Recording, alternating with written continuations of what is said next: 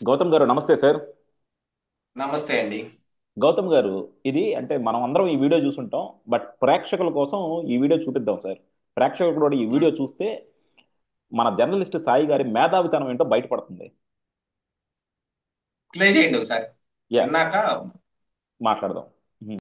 అలాగే మన పార్టీలకు మనకి నచ్చిన పార్టీలు ఉంటే గనక 2 పేజీలు 3 పేజీలు వార్తలు వేస్తామే. టీవీ ఛానల్ అంతా రోజులు రోజులు కథలు నడుపుతామే. ఏం మీరు పత్రికలు నడుపుతున్నటువంటిది, టీవీలు నడుపుతున్నది మీ రాజకీయ పార్టీలు నడుపుకోవడానికే, లేదా రాజకీయ పార్టీలకు తొత్తుల్లాగా బానిసల్లాగా పనిచేస్తున్నాయా తెలుగు మీడియాలు? అడుక్కు తినడానికే ఈ దేశంలో మీడియా అనేటటువంటిది, ఈ రాష్ట్రంలో మీడియా అనేటటువంటిది ఇంత దిగజారిపోవడం ఏంటి?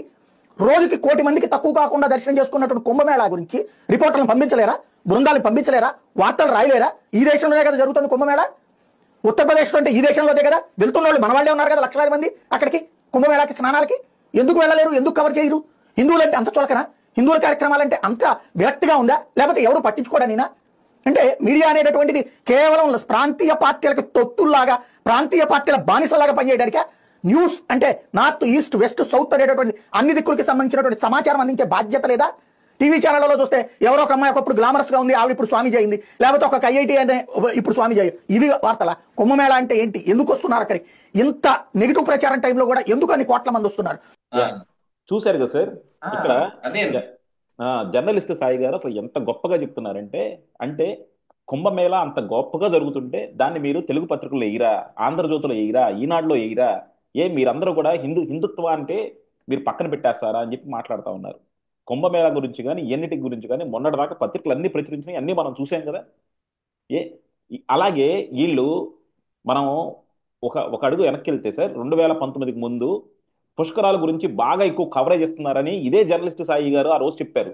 ఎందుకు దీనికి ఇంత హంగామా చేస్తారు, ఇంత ఇంత పైత్యం ఎందుకు, ప్రజలు ఎందుకు అంత రెచ్చగొడతారు, దీనివల్ల కదా మనకి ఈ రోజు 9 మంది తోపులాట్లో చనిపోయారని చెప్పి కూడా చెప్పారు. అంటే నాలుక అవునండి. ఎటు కావాలంటే అటు తిప్పుకోవడం వీళ్ళకి బాగా అలవాటైపోయింది సార్. అని కొత్తగా జర్నలిస్ట్ సాయి మాత్రం ఈ మధ్య హిందుత్వ రాజకీయ వైపు స్లోగా నడుస్తూ ఉన్నాడు. ఎందుకంటే ఆయన మేబీ జగన్మోహన్ రెడ్డితో పని అయిపోయింది అనుకుంటున్నాడేమో, నెమ్మదిగా బీజేపీకి బాగా వంచడం మొదలెట్టాడు సార్. ఇప్పటి నుంచేం కాదండి, మీరు గతంలో కూడా మీరు చూసుకున్నారంటే నేషనల్ ఇష్యూస్ వచ్చినప్పుడు బీజేపీకి వంత పడుతూ ఉంటాడు. పాకిస్తాన్ లో వాళ్ళని వేసేసారు, పాకిస్తాన్ పిఓకేలో వీళ్ళని పీకేశారు, వీడు డమాలను చచ్చాడు అని టైటిల్స్ కూడా ఉంటాయి. మీరు ఆయన గత చరిత్ర చూడండి.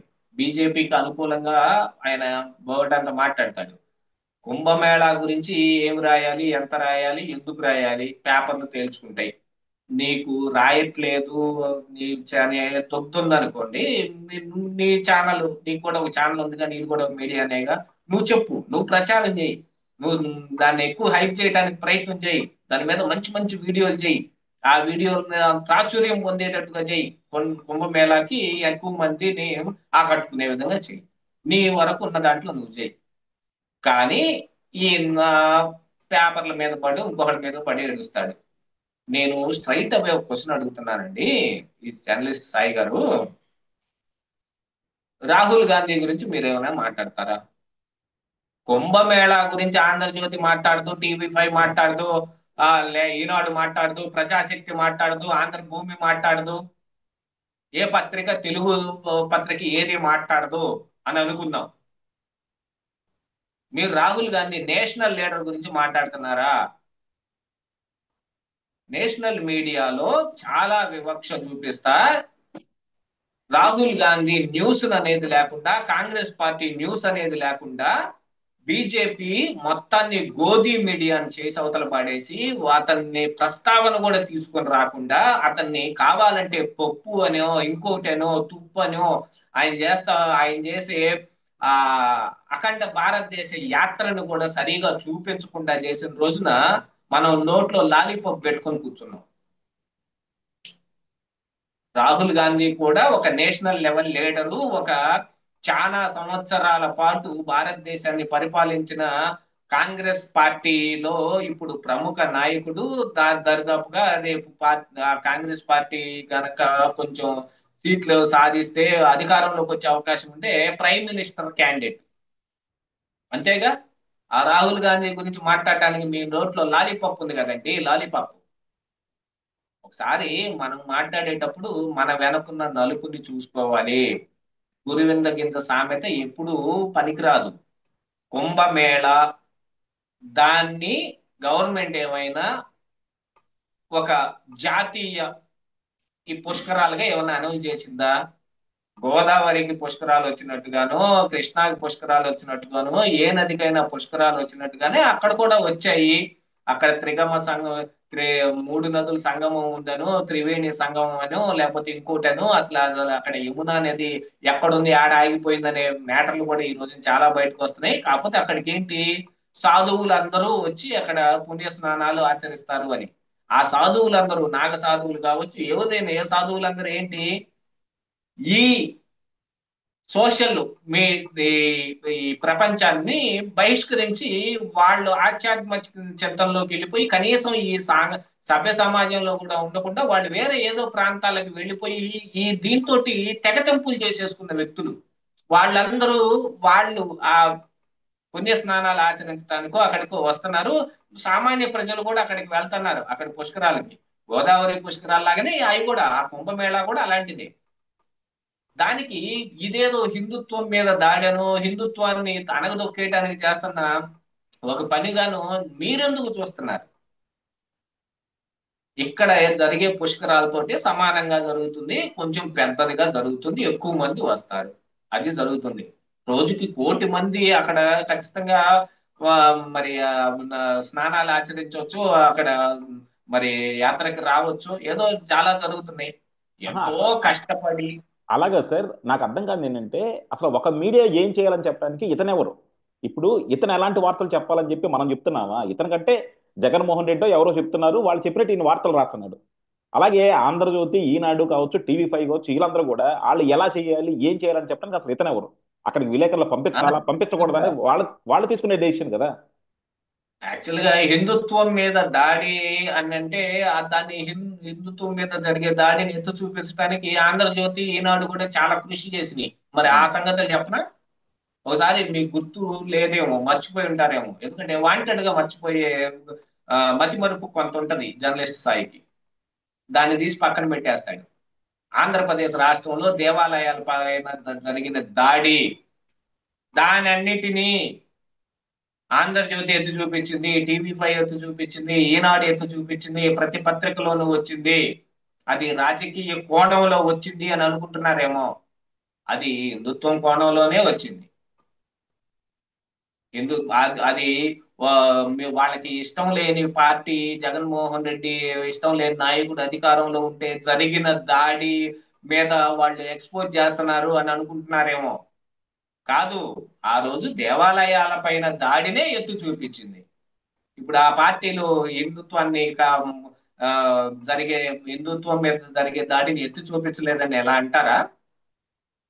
కుంభమేళ అది ఒక ఈవెంటే, కానీ ఇక్కడ దేవాలయాల మీద జరిగిన దాడి ఉందో చూడండి, అది భయంకరమైన పెద్ద దోషం, నేరం. దాన్ని ఎత్తి చూపించాలి. ఒకడికి ప్రచారం చేయటానికి ఎవరు ఎవరు ముందుకు వచ్చినా రాకపోయినా, ఒక దాడిని కానీ, ఒక నేరపూరితమైన ఆలోచనని కానీ, ఒక కుట్రని కానీ ఎక్స్పోజ్ చేయడానికి ప్రతి ఒక్కళ్ళు రావాలి. అలాంటివి చేస్తే చాలు హిందుత్వాన్ని కాపాడుకోవటానికి. సోకాడి ఇప్పుడు ఈ ఉన్న హిందుత్వ వాదులందరూ కాపాడితేనే హిందుత్వం ఎక్కడి దాకా వచ్చింది అనుకుంటున్నారా?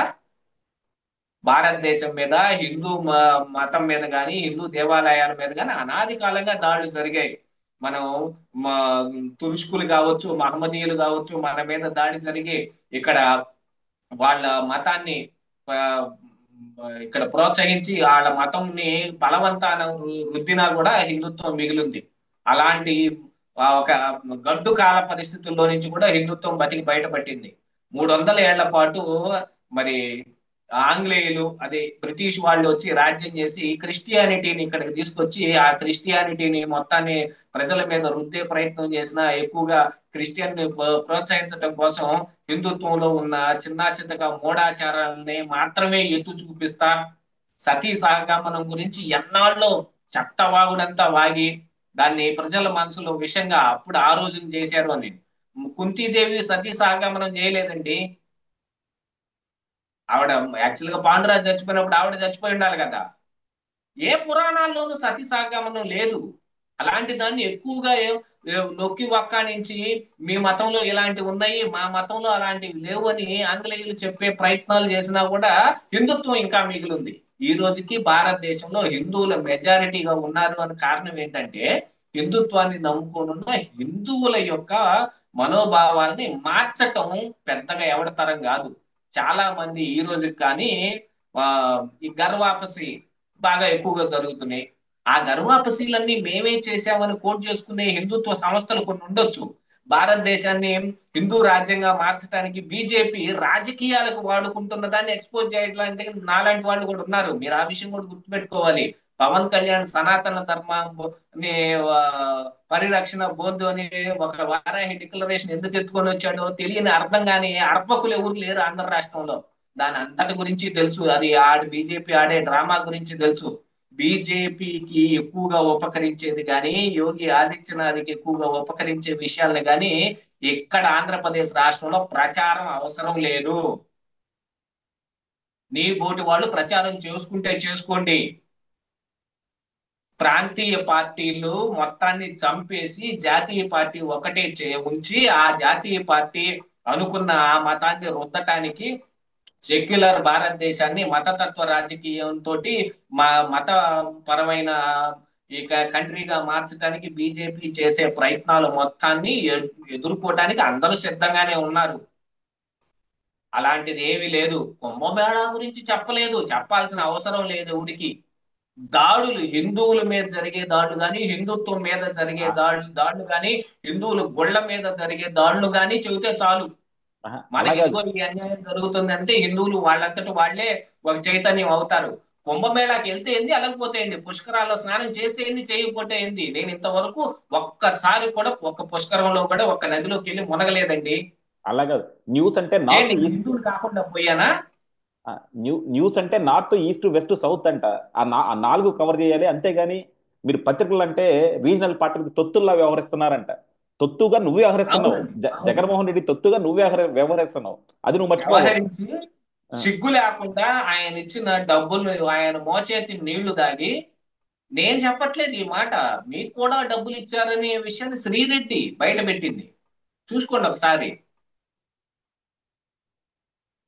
అలాంటి ఒక క్రిస్టియానిటీని ప్రాక్టీస్ చేసే ఒక చీఫ్ మినిస్టర్ జగన్మోహన్ రెడ్డికి మీరందరూ వత్తాసు పలికి హిందూ దేవాలయాల మీద జరిగే దాడుల్ని మీరు గట్టిగా ఎత్తి చెప్పలేకపోయారు. మీరేం కాపాడతారు హిందుత్వాన్ని? హిందుత్వాన్ని కాపాడటానికి మేము ఉన్నాం చాలు. పొయ్యి అక్కడ కుంభమేళా గురించి ప్రచారం చేస్తేనో లేకపోతే అక్కడ పుణ్య నదుల్లో స్నానం ఆచరిస్తూనే కాదు. భగవంతుడు సర్వాంతర్యామి సర్వవ్యాపి. నా ఎదురుగా ఉన్న ఈ గాలిలో కూడా ఆ భగవంతుడు ఉన్నాడు. ఆ భగవంతుడు నేను ఆరాధించుకుంటాను. ఆయన నన్ను అనుగ్రహిస్తాడు. ఇది మనకి మా హిందుత్వం అనేది మన గుండెల్లో ఉంటే చాలు. దాన్ని ప్రచారం చేయాల్సిన అవసరం లేదు. ఎవరు ప్రచారం చేశారని ఈ హిందుత్వం ఇంకా భారతదేశంలో ఇంత మెజారిటీలో మిగిలిందండి. విపరీతమైన క్రిస్టియన్నిటీ ప్రచారం జరుగుతున్నప్పటికి కానీ విపరీతంగా మరి ఆ, ఆ, మహమ్మదీయులు వచ్చి మన మీద రుద్దే ప్రయత్నం చేసినా కూడా మనం ఇంకా ఇలాగనే మిగిలిన్నాం. వెళ్ళిన వాళ్ళు కూడా ఇప్పుడు గర్భాపసి వస్తున్నారని అంటే అది బీజేపీ వల్ల కాదు. అందులో ఉన్న దొల్లతనాన్ని తెలుసుకొని వెనక్కి వస్తున్న వాళ్ళ సంగతి గురించి చెప్పాలి. బీజేపీని వత్తాసు పలకటానికి నోటికొచ్చిన మాటలు మాట్లాడి ఆంధ్రప్రదేశ్ రాష్ట్రంలో మతతత్వ రాజకీయాలకి తెర తీయాలని చూస్తే మాత్రం ఖబర్దార్. ఇక్కడ సెక్యులర్ గా ఉన్న వాళ్ళు హిందువులే ఉన్నారు. ఇక్కడ హిందుత్వాన్ని కాపాడుకుంటానికి హిందువులే ఉన్నారు. ఎవరినైనా సరే ఏదైనా చేయడానికి హిందువులు ఎప్పుడు సిద్ధంగానే ఉన్నారు. నీలాంటి బోడి సలహాలు ఎవరికి అవసరం లేదు. పేపర్లు రాసినా రాయకపోయినా టీవీలు చెప్పినా చెప్పకపోయినా అనాది కాలంగా మేము హిందువులుగానే మిగులున్నాం. మా తర్వాత తరాలు కూడా హిందువులుగా ఉంచడానికి మాకు ఉన్న మాకున్న జ్ఞానాన్ని వాళ్ళకి పంచుతాం. మనం చేయాల్సింది ఏంటి? మన తర్వాత తరాలు కూడా పోయి ఏ అజ్ఞానంలోనో లేకపోతే ఎటువంటి ఈ క్షణంలోనో మన హిందుత్వాన్ని వదిలేసి వెళ్ళిపోకుండా మనకున్న ప్రశస్తమైన ఈ రామాయణ మహాభాగవత భారత ఈ కథలన్నిటినీ వాళ్ళకి చెప్పి మన హిందూ దేవుళ్ళ యొక్క గొప్పతనాలని వాళ్ళకి వివరించి వాళ్ళని హిందువులుగా ఉంచే ప్రయత్నం చేయాలి. నా వంతు కృషి నా కొడుక్కి నేర్పుకునేటానికి నేను చేస్తాను. మా నాన్న వంతు కృషి మా ఇద్దరు అన్నదమ్ములకి అది నేర్పాడు. మేము ఎస్పెషల్లీ అట్లాంటి క్రిస్టియన్ స్కూల్స్ లో చదువుకున్నప్పటికీ కూడా మేమేం మారలా. మా ఇక్కడ గవర్నమెంట్ హై స్కూల్లో చదివిన నా ఫ్రెండ్స్ చాలా మంది మారిపోయారు. మా నాన్న మాకు నేర్పిన దాన్ని బట్టి మేము ఉన్నాం, మేము మా కొడుకు నేర్పుకుంటాం. అది హిందుత్వానికి మనం చేసే అసలైన కృషి, హిందువులుగా ఉంచుకోవటానికి అది చెయ్యాలి. బీజేపీ జెండాలు మోయటానికి నీలాగా కూలి తీసుకోవాల్సిన అవసరం లేదు. జగన్మోహన్ రెడ్డి లాంటి క్రిస్టియన్ నాయకుడు గద్దె మీద కూర్చొని ఏం చేస్తున్నా, హిందుత్వం మీద ఎంత దాడి జరుగుతున్నా నో నోటితోటి ఉత్తుత్తి మాటలు చెప్పే నీలాంటి వాళ్ళు మాకు అవసరం లేదు. మతతత్వ రాజకీయాలు భారతదేశంలో ఇంప్లిమెంట్ చేయడానికి బీజేపీ ఆడే పన్నాగంలో ఇప్పుడు పవన్ కళ్యాణ్ తీసుకొచ్చి ఆంధ్రప్రదేశ్ రాష్ట్రంలో సౌత్ ఇండియా మొత్తానికి ఆయన్ని హిందుత్వ స్టార్ని చేయడానికి ప్రయత్నం చేస్తున్న దాన్ని కూడా మేము ప్రతిదినం ఎక్స్పోజ్ చేస్తాం. అయినా మేము హిందువులమే, నేను హిందువుని కాదనేటానికి నువ్వెవడవి? ఈ పత్రికలు చెప్పలేదు అని అంటే అవి చెప్పినా చెప్పకపోయినా మేము ఉండదలుచుకుంటే మేము ఉంటాం. మాకు దీనికి పూర్వం ఏం పత్రికలు ఉన్నాయండి? ఎవరు ప్రచారం చేశారండి? ఆది శంకరాచార్యులు లాంటి వాళ్ళు హిందుత్వంలో జరిగిన గొడవలు, మేము వీరశైవులం, మేము వైష్ణవులం, మేము ఇది అని హిందువుల్లోనే జరిగిన గొడవలన్నింటినీ సమసిపోవటానికి ఆ ఈ తమిళనాడు లాంటి దగ్గర ఎక్కువగా జరుగుతున్నప్పుడు శివ విష్ణు కోయిల్స్ లాంటివన్నీ కట్టించడానికి ఆయన కృషి చేశాడు. పరాయి మతాలు వచ్చి మన మీద దాడి చేస్తుంటే జరిగిన నష్టాన్ని పూడ్చడానికి కాదు, మన హిందుత్వంలోనే మనమే పెట్టుకున్న గొడవలకి మూలాన హిందుత్వానికి నష్టం జరిగేదాన్ని ఆయన రూపుమాపటానికి చేశాడు. అందులోనే మరి దళితులకు పెద్దపీట వేయాలని గాని చండాలుడి కాళ్ళకి సాష్టాంగ నమస్కారం చేసిన మరి ఆయన ఆ పనులన్నీ ఎందుకు చేశాడు? పరాయి మతాలు ఎవరో వచ్చి మనల్ని జడగొడతారని కాదండి. మన మతంలో మనం పెట్టుకున్న పుల్లుని నాశనం చేసుకుంటే మన మతం వ్యాప్తి చెందుద్దని చేశాడు. బుద్ధుడు లాంటి వాళ్ళందరూ నాస్తికవాదాన్ని పెంపొందిస్తుంటే అలాంటి వాళ్ళ వల్ల మరి హిందుత్వానికి ఎక్కడో ఏదో ఒక ఇబ్బంది కలుగుతుందని ఆయన్ని డిబేట్ లో ఓడించి దేశం నుంచి వేలగొట్టాడు. అది చెయ్యాల్సింది.